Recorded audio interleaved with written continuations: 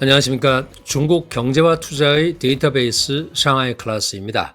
오늘은 지난 시간에 이어서 영국 역대 최대의 비트코인 압류 사건이자 또 중국 입장에서는 최고의 해외 투자 수익률을 기록했었던 BSG 사건을 좀 더 보겠습니다. 그런데 2014년에서 2017년 우리가 지난번과 오늘의 그 얘기를 하고 있는 주인공 지엔이라는 이 여성이 중국에서 사기를 치고 또 사들였던 비트코인의 매입 원가를 최고 1,000달러, 그러니까 그동안 최소한 100배는 올랐을 것이다. 그렇게 이제 말씀을 드렸었는데 아마도 그것은 최소이고요.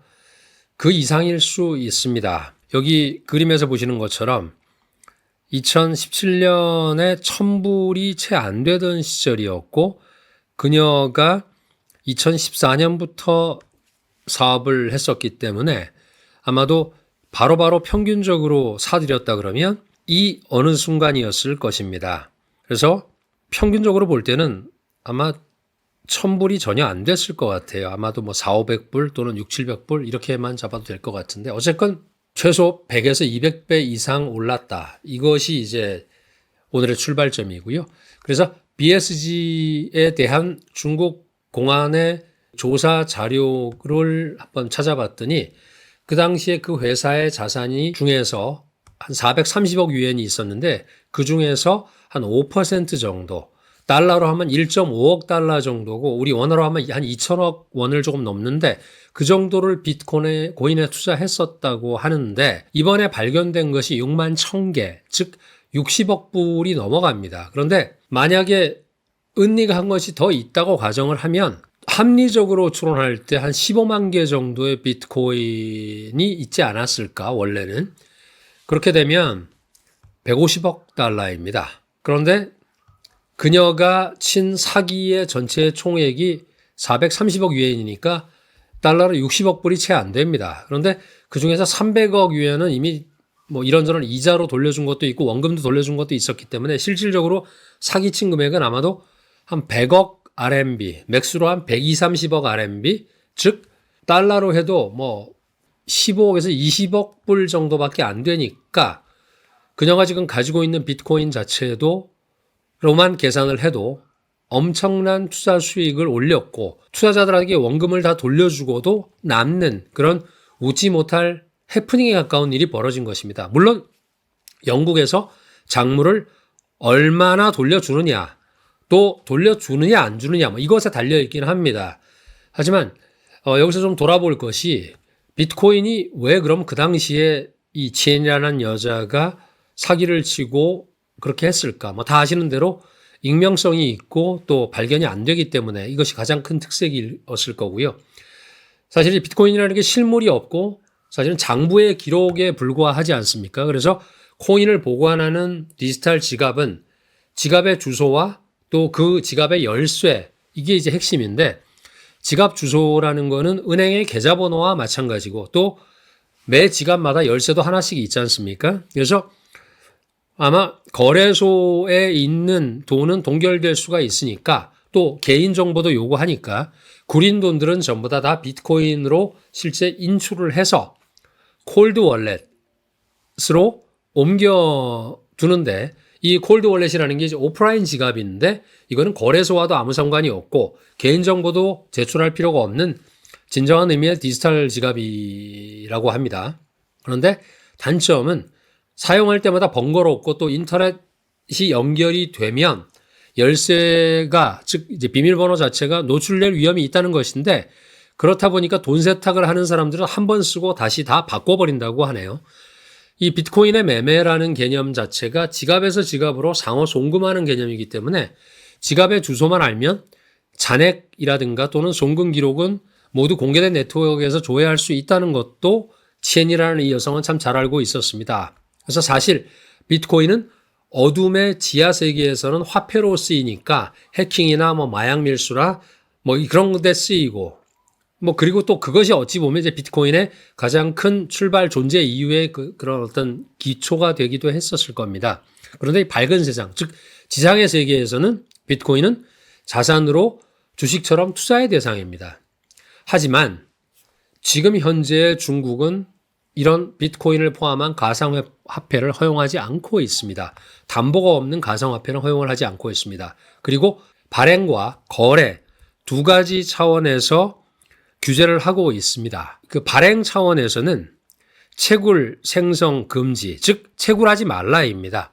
채굴하는데 전기도 많이 들어가고 하니까 국내에서 채굴을 금지를 하고 있습니다. 그리고 ICO, 즉 IPO를 금지하고 있습니다. 그리고 거래를 하는 데 있어서는 국내외에서 중국 거주자를 상대로, 즉 자기들 국민을 상대로 해서 하는 가상화폐 서비스는 제공을 금지시켰습니다. 그렇다 보니까 거래소도 당연히 중국에는 없습니다. 이런 중국의 비트코인에 대한 규제는 본격화된 것이 바로 2017년입니다. 여기서도 이제 보시면은 리스크 방지에 관한 통지는 2013년에 있었지만 실질적으로 ICO를 금지하는 법규가 나왔고 관련된 법들은 아래 나와 있습니다.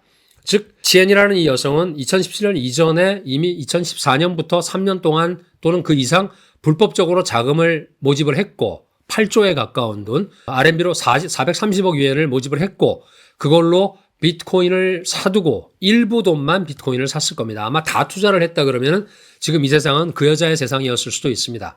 그리고 도주 준비를 다 마친 다음에 치엔은 중국을 떠날 때 노트북 딱 하나만 가지고 떠났습니다. 그리고 이 노트북 속에는 바로 그녀의 콜드 월렛이 들어가 있었습니다. 최근 영국 법정에서는 세부사항 하나가 공개되었었는데 이 사건은 2018년 10월 달에 조사를 시작했었지만 실제로 비트코인을 투척하기 시작한 것은 2021년 7월 그 이후였습니다. 그런데 왜 3년이나 지나서 그런 조치를 취했는지에 대한 설명은 없었습니다. 하지만 이 기간 동안에 그 런던의 암호화폐 연구기관 중에 엘립틱이라고 하는 그 연구소가 있는데 이 사건에 아마 참여를 했었던 것 같고요.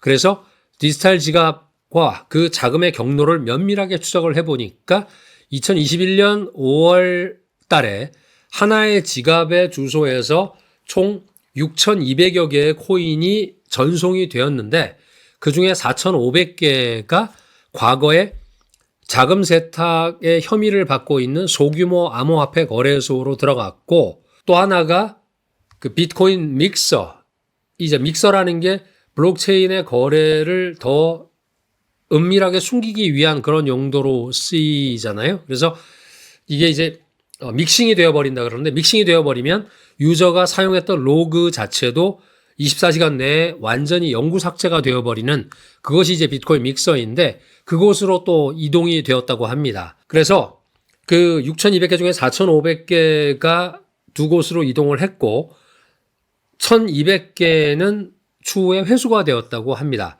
이 엘립틱이라고 하는 연구소는 2017년 4월 이전에 그 대규모의 암호화폐 거래소와 또 하나의 디지털 지갑으로부터 그 당시의 가치로 7천만 달러 이상의 비트코인이 이 사건에 연관된 디지털 월렛으로 전송이 되었다고 합니다. 이런 정보들을 근거로 분석을 해보면 치엔은 2017년 초 또는 그 이전에 비트코인을 이미 확보했고 그 매매 가격은 분명히 1,000달러 이하 그리고 수량은 최소한 7만 개 이상이었을 것으로 추정이 됩니다. 물론 이것은 이 연구소와 영국 경찰들이 그 흐름에서 파악된 것일 뿐 더 얼마나 있을지는 알 수가 없습니다. 만약에 이제 이 작물에 대해서 권리를 가진 사람이 나타나지 않을 경우에는 영국 규정상으로는 절반은 영국 경찰이, 나머지 절반은 영국 내무부로 귀속이 된다고 합니다. 이 엄청난 60억 달러가 30억 달러씩 나눠지는 거겠죠. 그런데 중국의 사기 피해자들은 이 비트코인의 정당한 소유자임을 준비를 해서 서류를 제출을 하고 그리고 또 보완을 하고 있다고 합니다. 중국 정부 입장에서도 영국이 이 비트코인을 몰수하고 반환하지 않겠다. 이것은 아마 받아들이기 어려울 것 같습니다. 그런데 국제 관례상으로 이 자금의 추적 또는 그로 인해서 몰수한 자산의 처분에 대해서는 공유가 주된 방식이라고 합니다. 즉 범죄로 얻은 수익의 일부 또는 전부를 자금 추적에 직접적으로 기여했던 관련 기관에 보상을 하거나 기부를 한다고 하네요. 현재 미국이나 일본, 유럽 등 여러 국가가 이런 유사한 협약에 서명을 했고 그것과 관련돼서 나누는 비율은 사법기관의 협력도에 따라서 다르지만 통상적으로는 5대5라든가 6대4로 나눈다고 합니다. 여기서 보시는 바와 같이 우리나라도 중국과 형사사법협조조약이라는 것을 체결을 했는데 사실상 이것을 통해서 자금이 회수된 실제 사례는 거의 없다고 합니다.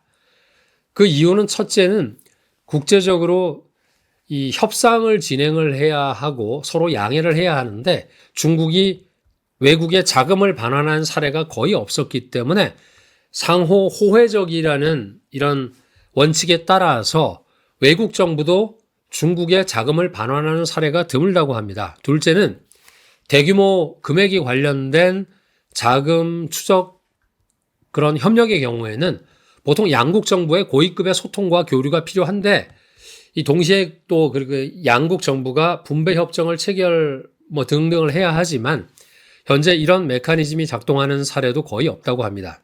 그래서 이 사건은 중국 국내에서도 피해자가 13만 명, 금액으로는 430억 위안에 달하는 초대형 사기 사건이라서 굉장히 민감한 건인데도 불구하고 중국 국내에서는 보도가 별로 나오고 있지는 않습니다. 하지만 최근에 비트코인의 급등과 관련해서 이런 투자했던, 즉 피해자들을 중심으로 해서 다시 엄청난 관심들이 일어나고 있는 것 같고요. 그런데 현재로서는 영국이 이 비트코인을 줄 것인지, 돌려줄 것인지, 얼마나 돌려줄 것인지 아무것도 알 수가 없습니다. 영국의 검찰청 CPS라고 하는데 거기서 재산을 이미 동결을 했고 또 그 몰수를 할 것인지 말지에 대한 여부를 원래는 9월 달 이후에 논의를 한다고 했었지만 지금까지도 아무 소식이 없습니다. 그렇다 보니까 아마도 여기서 사기를 당한 13만 명이 넘는 사람들은 영국 정부의 탄원도 하고 그러면서 상당히 조바심을 내면서 기다리고 있을 것 같습니다. 결론적으로 중국은 비트코인 등 가상화폐와 관련된 규정도 상당히 다르긴 하지만 제가 볼 때는 그것은 내적이라고 보면 자금의 추적 등 이런 국제협력 분야에 있어서도 중국은 아직도 더 많은 변화가 필요한 것 같습니다. 이것을 좀 다른 말로 표현을 한다 그러면 평상시에 두루두루 좀 잘해놔야지 이렇게 급하고 또 필요할 때 도움을 받는 것 아니겠습니까? 중국 역시 앞으로도 변할 것이 상당히 더 많이 있을 것 같습니다. 다음 영상에서 다시 뵙겠습니다. 감사합니다.